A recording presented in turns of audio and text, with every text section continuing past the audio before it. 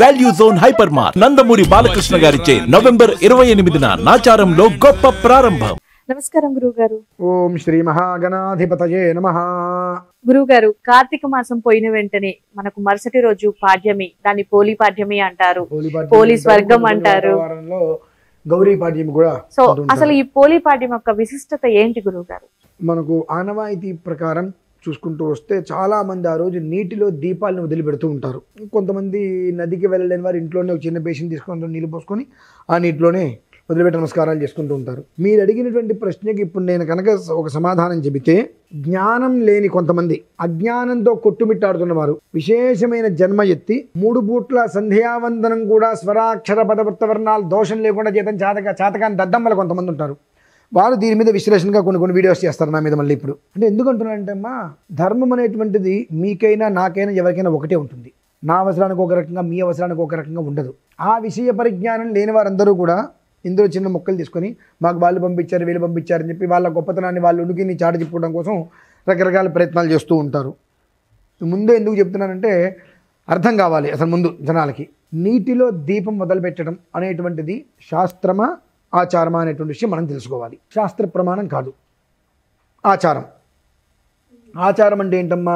ఆచరింపబడటం ఆచారం. మనం ఏం చేస్తున్నాము? మనకి ఇష్టమైంది ఆచరిస్తున్నాం. మనకి ఇష్టం లేకపోతే మా ఇంటే మాకు అలవాట్లేదండి అని చెప్తున్నాం. మీ పూర్వీకులు వచ్చేటప్పటికి ఏం చేస్తున్నారయ్యా అని అడిగితే, మా తాతగారు పొలం చేశారండి, మా నాన్నగారు కూడా పొలమేనండి, మేమైతే సాఫ్ట్వేర్ ఇంజనీర్ అండి, ఇంకోటండి. మీ ఆచారం మరి రైతుగానే ఉండాలి కదా, ఎందుకు ఇంట్లోకి వచ్చావు? ఎంతకాలం అలా బ్రతుకుతామని ఇందులోకి వచ్చాం, ఈ పని చేయవయ్యా. అబ్బాయి ఇది మాకు ఆచారం లేదండి. అంటే నీకు ఇష్టమైంది చేసుకోవడానికి ఆచారంతో పని లేదు, నీకు ఇష్టం ఏంది చేయాలంటే ఇది ఆచారంగా ఆ రకంగా ఇది వచ్చేసింది ఆచారంగా. ఎందువల్లనంటే చిన్న విషయం చెప్తాను, అది నిజమా అబద్ధమా అని మీరే నాకు చెప్పండి. మనం గంగలో స్నానం చేస్తాంగా, కృష్ణలో స్నానం చేస్తాంగా, గోదావరిలో స్నానం చేస్తాంగా, నదుల్లో స్నానం చేస్తాంగా. ఎందుకు చేస్తున్నాం? మన పాపాలు పోవటానికి. అంటే ఇది నీరు అని చేస్తున్నామా, దేవత అని చేస్తున్నామా? దేవత అని చేస్తున్నాము.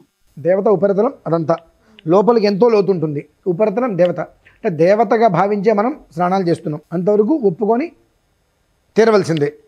కృష్ణ అమ్మవారు కావచ్చు, గంగా కావచ్చు, గోదావరి కావచ్చు, ఏదైనా సరే దేవతగా మనం భావించి స్నానాలు చేస్తున్నాం. అది ఒప్పుకొని తీరవలసింది. వాస్తవమే కదండి, ఎవరు కాదనడానికి వీల్లేదు. ఇంతవరకు ధర్మం. ఇప్పుడు ఇంట్లో ఒక దీపారాధన పెడుతున్నారు మీరు, మీ దేవుడి మందిరంలో దీపారాధన. అంటే ఆ దేవుడి మందిరంలో ఫోటోల మీద దీపారాధన పెడతారా, ఫోటోకి దగ్గరలో దీపారాధన పెడతారా? ఫోటోకి దగ్గరలో. ఎందుకని? అమ్మవారి మీద పెట్టకూడదు కదా. అంటే నదిలో వదలొచ్చు, నది అమ్మవారే. అంటే నది అమ్మవారి, అమ్మవారి మీదకి దీపాలు వదిలేసేయచ్చు. కానీ ఇంట్లో మాత్రం దీపారాధన అమ్మవారి మీద పెట్టకూడదు, దూరంగా పెట్టాలి. ఇది ఎక్కడ ధర్మం అమ్మా? నేను అంటున్నాను కాదు, అది మనం ఆచరించాలి కదా, ఆలోచించాలి ఒకసారి. ఇంట్లో దీపారాధన చేయాలంటే ఫోటోకి దూరంగా పెడతాం, నది దగ్గర దీపారాధన చేయాలంటే వెలిగించి నదిలో వదిలేస్తున్నాం. అంటే ఆవిడ మరి దేవత కాదా, దయ్యమా? మరి దేవత అయినప్పుడు ఎలా దీపం నదిలో వదిలేస్తున్నారు? ఒకటి, ఆ దీపం అనేటువంటిది మనకు వేలికి తగిలితే అంటుకుంటుంది, అంటుకోదా? అంటుకుంటుంది కదా. మరి అదే దీపాన్ని నది ఒడ్డు దగ్గర పెట్టకుండా నదిలో వదిలేసినప్పుడు ఆ నది నుంచి నీళ్ళు అటో ఇటో వెళ్ళి దీపం మీద పడతాయిగా. ఆ పడినప్పుడు ఆ కొంచెమైనా ఆ ఒక్క దీపకాంతి నదికి తగులుతుందా లేదా? తగులుతుంది. అది ఆవిడికి మంట నొప్పి వస్తుందా రాదా? నీటికి నొప్పి రావడం ఏంటంటే కదా మన ఉద్దేశ్యం. మరి దేవతగానే భావించాం కదా.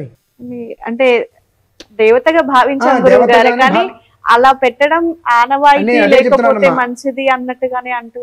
నేనే ఆనవాయితీకి శాస్త్రానికి తేడా గమనించండి అని అంటున్నా. ఆనవాయితీగా మనం 100 చేసుకుంటాం, శాస్త్ర ప్రమాణం అనేటువంటిది ఒక చెప్పబడి ఉంటుంది. నదికి ఇప్పుడు కాశీలో గంగా హారతులు ఇస్తున్నారు, గంగాలో హారతులు ఇస్తున్నారా, గంగకి హారతులు ఇస్తున్నారా? గంగకి హారతిస్తున్నారు. అదేంటమ్మా, ఇప్పుడు మీరు అనుకున్న ప్రకారం అయితే గంగలో హారతులు ఇవ్వాలి కదా, మొత్తం దీపాలు గంగలో వదిలేయాలి కదా. ఇదే అమ్మా నీకు హారతి అని చెప్పి పసుపు కుంకుమ వేయండి, అది సౌభాగ్య ద్రవ్యాలు, అలంకారప్రాయం. పుష్పమాల వేయండి, అలంకారప్రాయం. జాకెట్ మొక్క వేయండి, అలంకారప్రాయం. బెల్లం మొక్క పెట్టండి, ఆ లోపల ఉండే జలసరాలు భక్షిస్తాయి. ఈ దీపం అనేటువంటిది మీరు దాని మీద ఎలా పెడుతున్నారు? నేను ఒక రకమైన మాట మాట్లాడతాను ఇప్పుడు, ఖచ్చితంగా దానికైతే చాలామంది కౌంటర్లు వేస్తారు. సరే, బుద్ధి జ్ఞానం లేని వాళ్ళు మాట్లాడతారు, అది వేరే విషయం, పట్టించుకోవాల్సిన అవసరం లేదు. ఉపరితలమేగా అదంతా. ఉపరితలం మీద దీపం ఎప్పుడు పెడతారమ్మా? తల దగ్గర దీపం ఎప్పుడు పెడతారు? పోయినప్పుడు. అంటే ఇప్పుడు ఎవరు పోతున్నారమ్మా? ఎవరు పోలేదు. మరి ఎట్లా పెడుతున్నారు? మనకంటూ కొంచెం సెన్స్ ఉండాలిగా. మన ఇంట్లో దీపారాధన చేస్తున్నప్పుడు ఫోటోకి దూరంగా పెడుతున్నాం, ఫోటోకి దగ్గరగా పెడితే తగులుతుందేమో అని చెప్పి. మరి ఈ మన ఇంట్లో ఉన్న దేవతే దేవత, ఎక్కడైనా దేవత దేవత. మరి ఇంట్లోనేమో ఫోటోకి దూరంగా పెట్టి నీళ్ళల్లో ఎలా వదులుతున్నారు అంటే నీటిని మీరు నీటిగానే చూశారు, దేవతగా చూడట్లా. చూస్తున్నారా? దేవతగా చూస్తే హారతి ఇవ్వండి, దీపారాధనం బొడ్డు దగ్గర పెట్టండి. అలాగనే మీరు నదిని నీటిగా చూస్తున్నారు తప్ప దేవతగా చూడట్లేదు కాబట్టి ఇష్టం వచ్చినట్టుగా రకరకాల వ్యవహారాలు చేసి దీపాలు వెలిగించి నీళ్ళలో వేసేస్తున్నారు. సరే, మనం కూడా సెన్స్తో ఆలోచించాలమ్మా.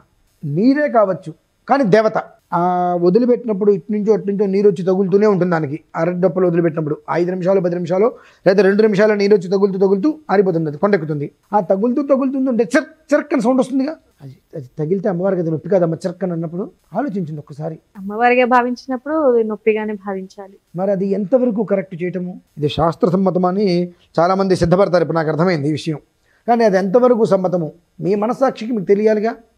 చిరక్కని సౌండ్ వస్తుంది కదా, వస్తుంది. మరి ఇంట్లో పెడితేనేమో మన ఇంట్లో ఉన్నారు దేవుడా, బయట ఉన్నారు దయ్యమా రాక్షసుడా? మరి ఉపరితలం నది పైన పెడుతున్నారు, మీరు నది పైన పెడుతున్నారు, తల మీద ఎప్పుడు పెడుతున్నారు తెర కింద దీపం? కరెక్ట్ కాదు కదమ్మా అది. ఇది ఏమవుతుందంటే పాతుకుపోయినాయి జనాల్లో. నదిలో దీపాలు వదలాలి. బిఫోర్ లాస్ట్ ఇయర్ అంటే ఇంతకు ముందుగా అంతకుముందు సంవత్సరం నేను రిషికేశ్లో ఉన్నా. అక్కడ కొంతమందికి విషయం చెప్పా, మనకి హిందీ రాదు, వాళ్ళకి ఎవరికి అర్థం కావట్లా. సరే, ట్రాన్స్లేషన్ చేసే వాళ్ళని పిలిచి చెప్పింది మొత్తం వాళ్ళకి తెలియజేయించా. నాకు అనిపించింది భక్తి ప్రేమ అనేటువంటిది వాళ్ళకున్నంత మనకు లేదు. మనకు కేవలం గొప్పతనం నేను కూడా చేశా అని చెప్పుకోవడానికి మినహాయిస్తే మన దగ్గర భక్తి ఇసగ మాత్రం కూడా లేదని నాకు కన్ఫర్మ్ అయింది. ఎందుకంటే ఆ కింద సంవత్సరం నేను చెప్పిన తర్వాత లాస్ట్ ఇయర్ వాళ్ళందరూ నాకు ఫొటోస్ పంపించారమ్మా. 300 మంది 350 మంది 200 మంది ఇంచుమించుగా దీపారాధనలు మొత్తం కూడా గంగ ఒడ్డు మీద పెట్టి నమస్కారం చేసి ఆ ఫొటోస్ తీసి పంపించారు. గురుగారు మీరు చెప్పారు, ఆ విధానాన్ని మేము అనుసరించాం, నిజమే. గంగాకి హారతి ఇవ్వాలి, గంగకి దీపారాధన చేయాలి, గంగలో దీపారాధన చేయడం కాదుగా ఉంది. అది నిజమే.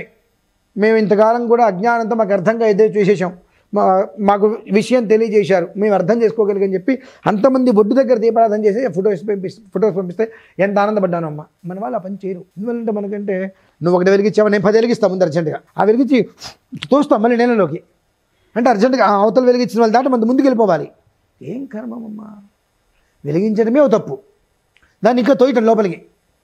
ఆ దీపం వెలిగించే విధానము గంగా గంగేతియో బ్రూయాతు యోజనానాంశతేరపి ముచ్చితే సర్వపాపేభ్య విష్ణులోకం సగచ్చది అంబత్వా దర్శనాన్ ముక్తి నజానే స్నానజం ఫలం అనేటువంటి చక్కగా ఉన్నాయి. దాంతో నువ్వు స్నానం చేసావుగా, స్నానం చేసి వచ్చి కూర్చొని ఆ ఒడ్డు దగ్గర కూర్చొని ఆ పసుపు కుంకం వేసుకోరి, అమ్మవారిని పెట్టి పసుపు కుంకం వేసి అక్కడ దీపారాధన పెట్టి నమస్కారం చేసుకో.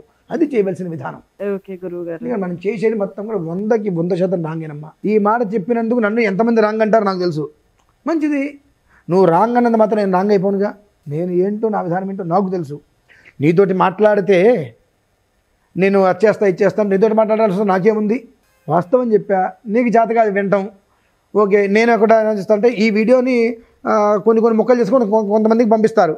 నేనేమంటాను, తెలియని వాళ్ళకు కూడా నా వీడియోని చూపిస్తున్నారు, నేను చెప్పినటువంటి దాన్ని వాళ్ళు అర్థం చేసుకోగలిగితే నిజమే కదా అని వాళ్ళు ఆలోచింపగలిగే శక్తిని వాళ్ళకి ఇస్తున్నారని చెప్పి ఆనందపడతాను నేను. అంతే కదా గురువు గారు.